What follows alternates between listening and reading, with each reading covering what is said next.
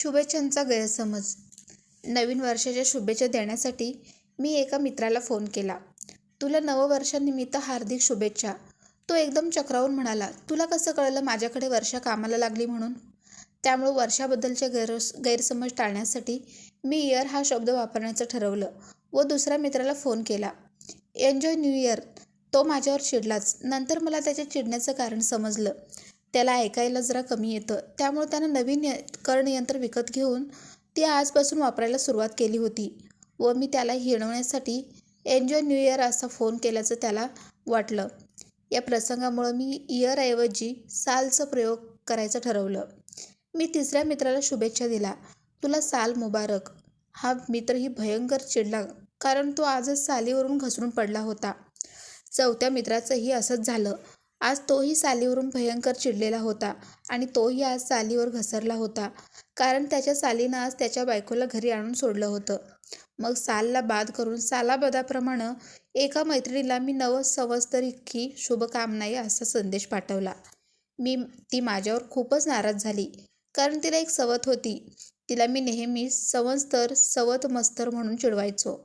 माझ्या संदेशावरून तिला आणखी एखादी सवत येवो अशी मी इच्छा प्रकट केल्याचा संशय आला. शेवटी मला रशियन भाषा येत असल्यानं माझ्या रशियन अवगत असणाऱ्या मैत्रिणीला मी नये गोद की शुभकामनाये असा मेसेज पाठवला.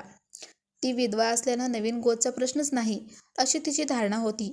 रशियनमध्ये गोदचा अर्थ वर्ष असा होतो हे ती विसरली होती.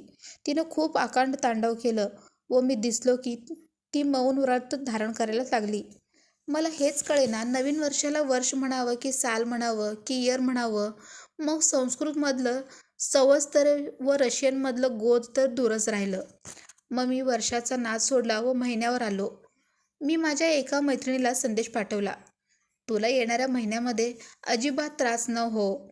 तिनं फणकाऱ्यानं उत्तर पाठवलं, माझा महिन्याचा त्रास ही माझी खाजगी बाब आहे, त्यात तू एक दखल न घेणं चांगलं.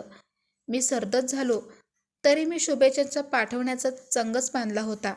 त्यामुळं मी महिन्याच्या ऐवजी दिवसावर यायचं ठरवलं व तिला परत लिहिलं, तुला काहीतरी गैरसमज होतोय, तुला चांगले दिवस जावो असं मला म्हणायचं होतं.